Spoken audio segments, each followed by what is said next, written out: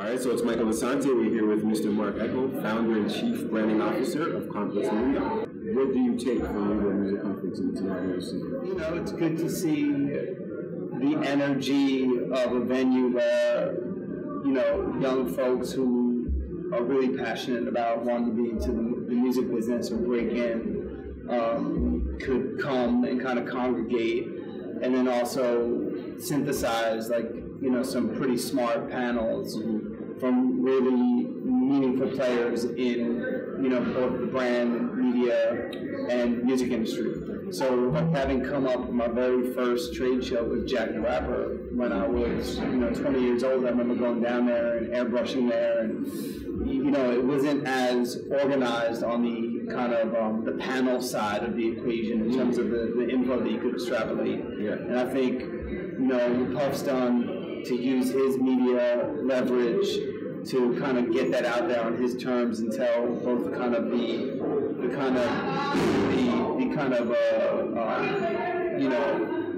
emotional, creative side of the story. At the same time, you know, have the kind of educational bit being broadcast as well, I think is really cool. He's using his platform in a really, you know, purposeful and useful way, and he's going to build a lot of, you know, I think, credibility for doing so in the media space. So I'm happy for him. You know, Complex Media is actually a huge network and millions of media today.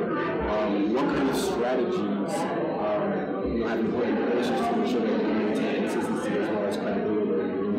We launched over 12 years ago, and it started as a magazine, and then in 2007 we went digital.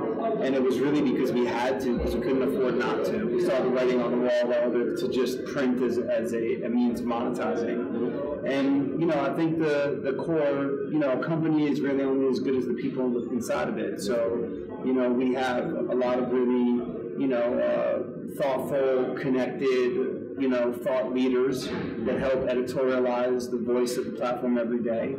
And we cover a broad array of content, but we're kind of singularly focused on this convergence audience, you know, really, which is what I think we gave birth to as a brand. Like, we really saw all the fractured state of media, and we were able to organize a part of the internet and a neighborhood of the internet in a way that Google couldn't, right, around our interests.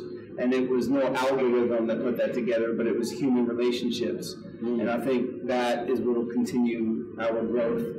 And, you know, and just, you know, doing, you know, making culture pop. That's what we do. We make culture pop. So one thing that I find really cool with the Complex Media Network, whereas you're actually connecting various other blogs and other brands under one network, just to ensure that you can expand your voice. That's right. You know, what actually drove you to that strategy rather than just focusing solely on Complex and that? We have a very intellectually, I think, honest view on the role of brand. We see ourselves as an inclusive network, multi-branded, right? And we feel like, you know, the sum is greater than the parts. So, and it has been. It's been able to go to independent, you know, writers, you know, content creators, and say, look, together we'll get more cumulative audience and scale, and we'll have better leverage with the agency community to monetize our content. And we have evidence of having done that.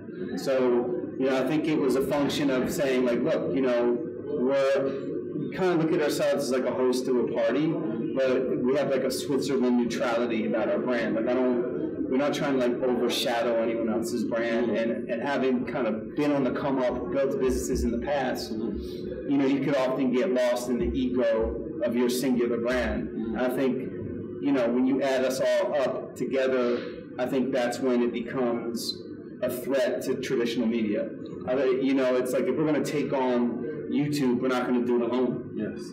Right? So that we all have to kind of get on like the same team in order to deploy that. Back in the day, media would be in touch with A&Rs as far as finding out what's new and but nowadays, you know, with sites like yourself, like Complex Media Network, you guys are like the new A&Rs, where, you know, you guys are putting the audience onto new music. So, you know, what does A&R mean to you today? And it's actually an interesting point you bring that up. Yeah. One of our great sites within the network is called Pigeons and Planes. Yes. And the young man who runs that site is an amazing ear for music. and it's creating new opportunities for us in relationship to music. I think, look, models are broken. The traditional models of how artists deploy and get their content to an audience are broken. The distance is shortening. You don't have to go through as many doors, right? If you were in the business of making people feel something, and conjuring an emotional state, that's what artists do. Yes. Why gate yourself with all these bureaucratic layers of the industry?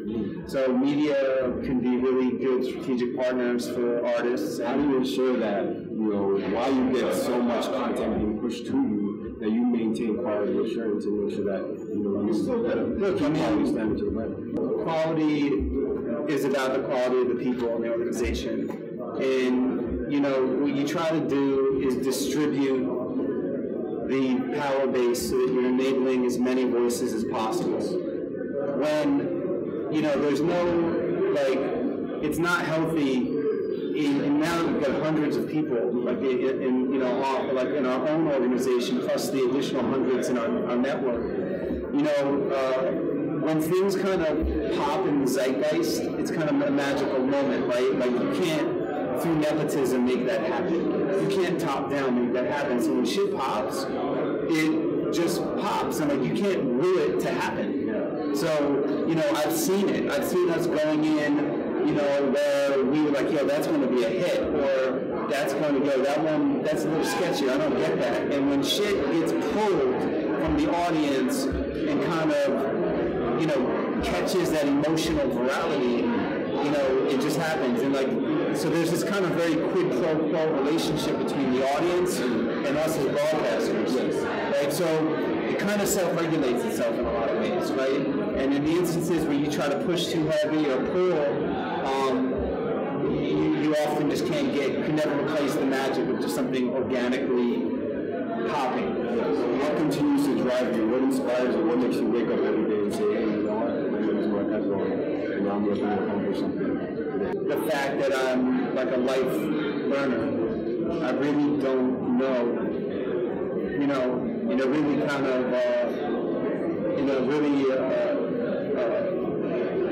straight up way, I don't really know what tomorrow is going to hold.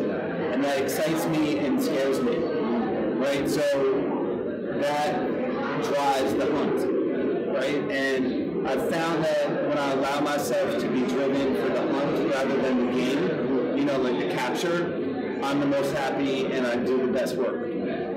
So I have very healthy expectations in life. I've been through a lot of shit and lots of ups and downs. And I think perhaps people have a perception of what, it's like for me, but the reality is like a lot of the audience out there just trying to get at it and discover new shit and be a hunter. Same goes for me. You'd be amazed how much of my day is that you perceive some of your day as mundane, much of my day is as well. But in that quietness, you find inspiration. And I'm inspired by not being done. I just feel like it's one of the things of being an artist. I came up as a fine artist. Just you never know when the painting's done.